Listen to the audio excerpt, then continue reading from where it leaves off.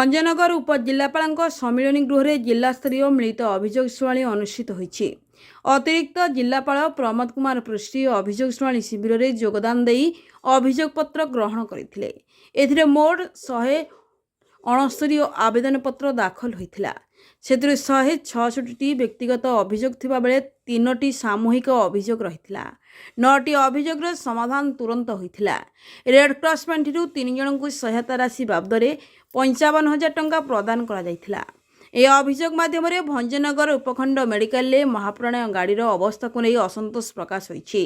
दीर्घ दिन है जरूरीकालीन सेवा जगाउथुबा जानटी अचल होई पड़िथिबारु लोकमाने बहु असुविधार सम्मुखीन होइछन्ति।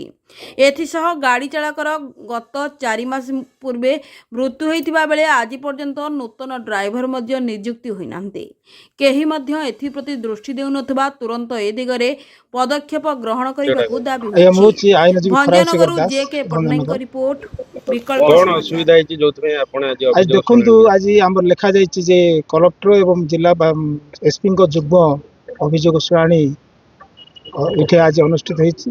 किंतु आज दुखर विषय ना कलेक्टर अच्छा ना आम एसपी अच्छा किए ना कि जाओ सी जहाँ तांकर प्रतिनिधि थे आम अभियोग करूँ जे आमर भंजनगर सब डिविजन रे एक महाप्राण गाड़ी थिला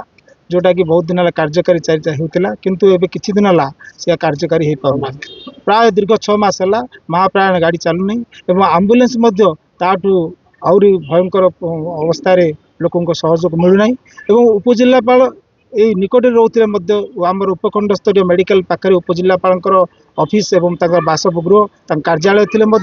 उपजिलापाल को अवगत ना महाप्राण गाड़ी ये चलुना एवं यह जानी ना ये आंबुलांस लोक सीधा भाव ठीक भाव में सुविधा पाई पार ना आज जो आम अभियोग देलु से सीडीएम को पचार कौन है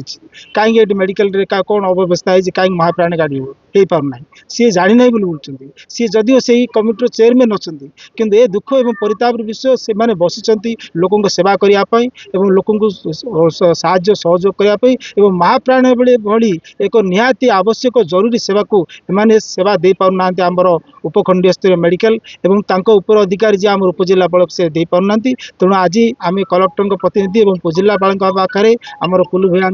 नेतृत्व में आम एवं अन्य कांग्रेस कर्मी मैंने आसी आम दाबी करुचु जे तुरंत 108 आंबुलांस व्यवस्था करा जाऊ तत्सहित एवं आमर जो महाप्राण गाड़ी अच्छी ताको तुरंत चालू करा जाऊ नतुबा आगामी दिन में जनसाधारण बहुत हैरान हेबे एवं तेमान दाबी नहीं आम राजरास्ता बोलिया बाध्य हो।